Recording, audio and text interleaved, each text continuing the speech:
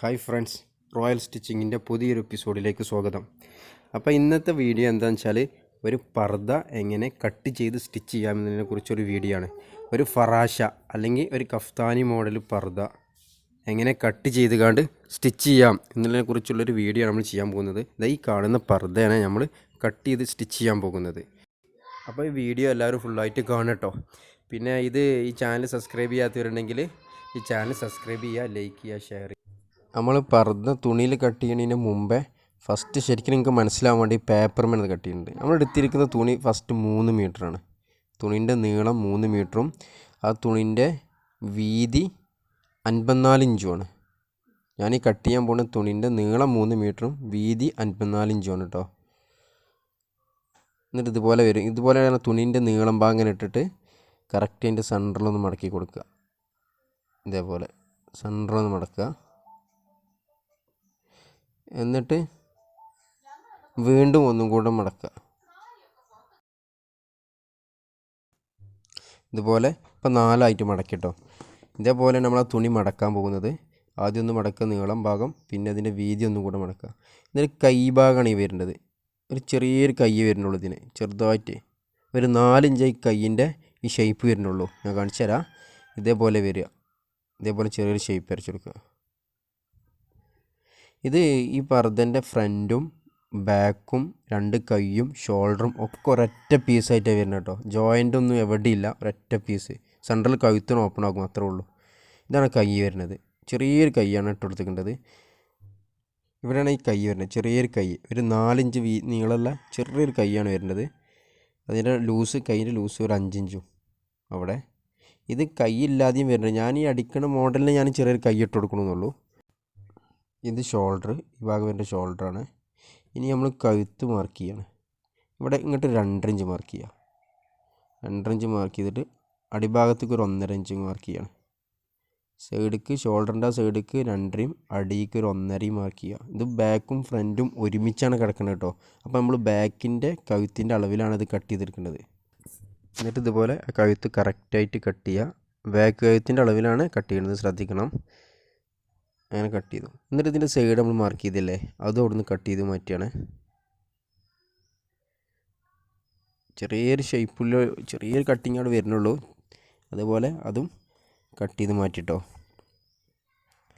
ഈ കൈ ഞാൻ പറഞ്ഞത് 4 ഇഞ്ച് നീളം എന്ന് പറഞ്ഞത്. ഇവിടെ നിന്നിട്ടുള്ളതാണ് 4 ഇഞ്ച്. ചെറിയൊരു കൈ ഇട്ട് എടുത്തുകൊണ്ടു. അത് കൈ ഇടാതെയും ഇത് നമുക്ക് അടിക്കുക. നമ്മളിത് ഫുള്ളായിട്ട് നിർത്തിയാൽ ഇതുപോലെ വരും. ഫ്രണ്ട്, ബാക്ക്, 2 സൈഡിലേക്ക് കൈ, ഷോൾഡർ ഒക്കെ ഒരുമിച്ച് ഒരൊറ്റ പീസ്, ഒരു ജോയിൻറ്റും ഇല്ല. ഇനി ഇത് ഫ്രണ്ടിൻ്റെ കഴുത്ത് കുറച്ചും കൂടെ ഇറക്കം കൂട്ടുകയാണ്. അതായത് ഒരു 3.5 ഇഞ്ചും കൂടെ അടിയിലേക്ക് മാർക്ക് ചെയ്തിക്കാണ്ട് കുറച്ചും കൂടെ ഷേപ്പിൽ വരയ്ക്കുക. ഫ്രണ്ട് മാത്രം, ബാക്കില്ല. ഇതേപോലെ ഒരു സൈഡിൽ വരച്ചിട്ട് ഇതുപോലെ മടക്കിയിടുക. ഇങ്ങനെ മടക്കുക, ഈ കാണുന്ന പോലെ മടക്കിയിട്ട് ആ ഫ്രണ്ട് കഴുത്ത് മാത്രം കുറച്ചും കൂടെ വെട്ടി കൊടുക്കുക. അപ്പോൾ ഫ്രണ്ട് കഴുത്ത് നമ്മൾ ആ ഷോൾഡർ മടക്കിയിട്ട് ആ മടക്കുന്ന അടിയിലേക്ക് ഒരു 3.5 ഇഞ്ച് ഉണ്ടാകും. ബാക്ക് കഴുത്ത് ബാക്കിക്ക് ആ ഷോൾഡറിൻ്റെ മടക്കുമ്പോൾ ബാക്കിക്ക് ഒരു 1.5 ഇഞ്ചും ഉണ്ടാകും. ഇത് ഫുള്ളായിട്ട് നിർത്തിയിടാണ്. അപ്പോൾ ഇതുപോലെ വരും കറക്റ്റ്. ഇതാണ് ഷോൾഡറിൻ്റെ ഭാഗം. ഷോൾഡറും കൈ ഒന്നായിട്ട് ഒരൊറ്റത്, ജോയിൻറ്റോ കാര്യങ്ങളൊന്നുമില്ല, ഒറ്റ പീസ്.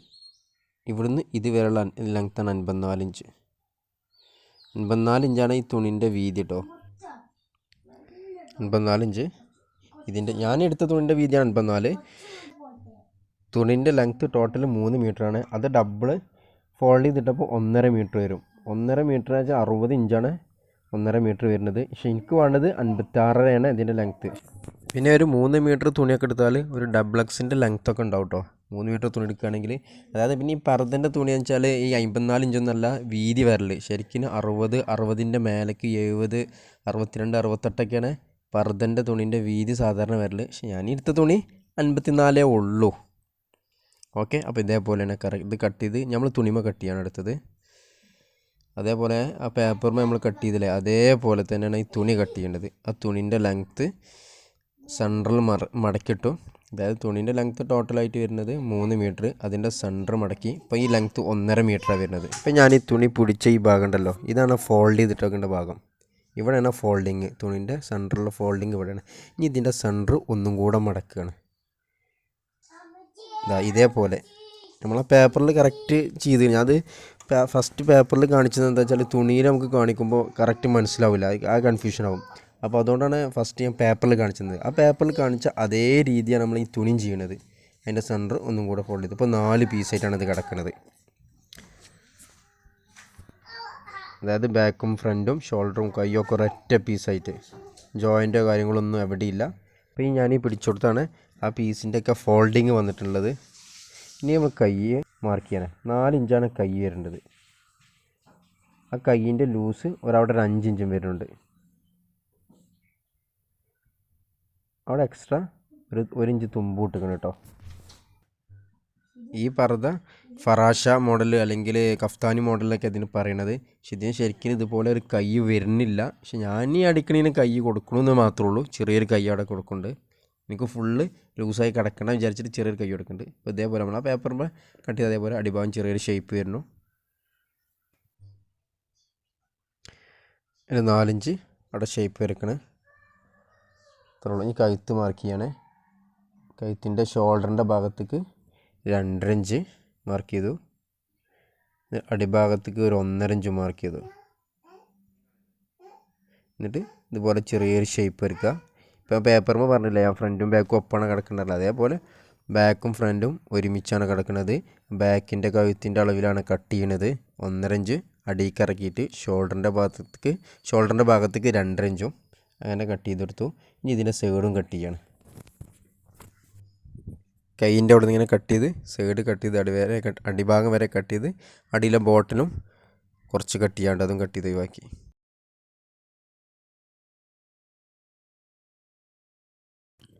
അടുത്തത് ഫ്രണ്ട് കഴുത്ത് കുറച്ചും കൂടെ കട്ട് ചെയ്യണം. അത് നമ്മൾ ആദ്യം കട്ട് ചെയ്ത് വെച്ചില്ലേ, അവിടുന്ന് ഒരു 2 ഇഞ്ച് കൂടെ അടിയിലേക്ക് ഇറക്കിയിട്ട് ഒന്നുകൂടെ കട്ട് ചെയ്യണം. ഫ്രണ്ട് മാത്രം കട്ട് ചെയ്തു, മാർക്ക് ചെയ്തു. ഇനി അതും കട്ട് ചെയ്തെടുക്കുകയാണ്.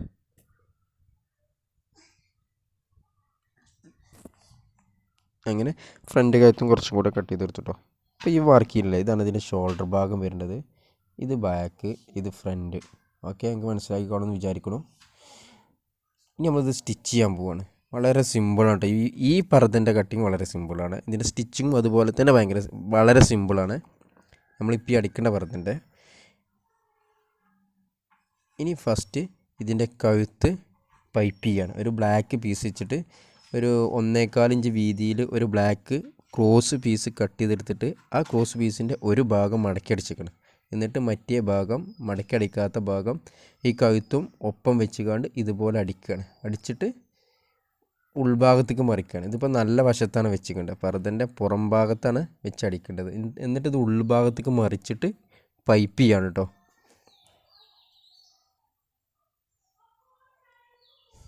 ഇതേപോലെ രണ്ട് പീസിൻ്റെയും തുമ്പ് ഒപ്പം വെച്ച് കൊണ്ട് അടിക്കുകയാണ്.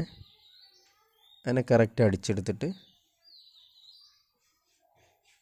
ഇതേപോലെ വരും. എന്നിട്ട് ഉൾഭാഗത്തേക്ക് മറിക്കുക.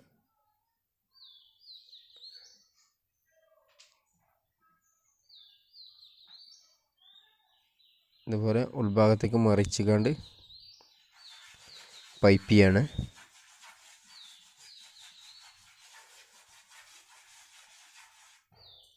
കറക്റ്റായിട്ട് എല്ലാ ഭാഗത്തും ഒരേപോലെ തന്നെ ഫസ്റ്റ് അടിക്കുമ്പോൾ അടിക്കണം. അപ്പോഴേ നമ്മൾ മറിച്ച് അടിക്കുമ്പോൾ എല്ലാ ഭാഗവും ഒരേ വീതിയിൽ കറക്റ്റായിട്ട് വരുള്ളൂ. പിന്നെ നമ്മൾ ഈ കറുത്ത പീസ് ക്രോസ് പീസുമാണ് കേട്ടോ, എന്നാലേ ഇത് കറക്റ്റായിട്ട് മറിഞ്ഞ് കിട്ടുള്ളൂ. ക്രോസ് പീസ് തന്നെ വേണം.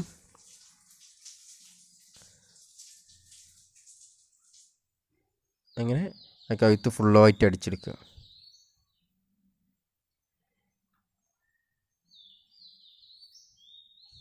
ഇതുപോലെ വരും. കറക്റ്റ് കഴുത്ത് റൗണ്ടിൽ കറക്റ്റായിട്ട് വരും. ഇനി ഇതിൻ്റെ കൈഭാഗം, കൈയാണ് ഈ വരേണ്ടത്. കൈയിൻ്റെ ഭാഗമാണത്. കൈയിൻ്റെ അടിഭാഗം ഇതുപോലെ പൈപ്പ് ചെയ്യാണ്.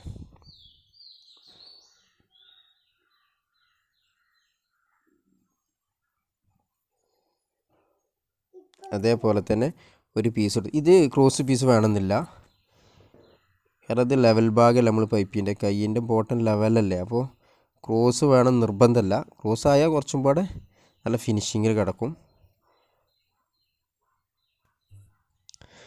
അങ്ങനെ അത് കറക്റ്റായിട്ട് പൈപ്പ് ചെയ്യാണ് കേട്ടോ. കൈ ഫുള്ളായിട്ട് കറക്റ്റായിട്ട് പൈപ്പ് ചെയ്തെടുക്കുകയാണ്.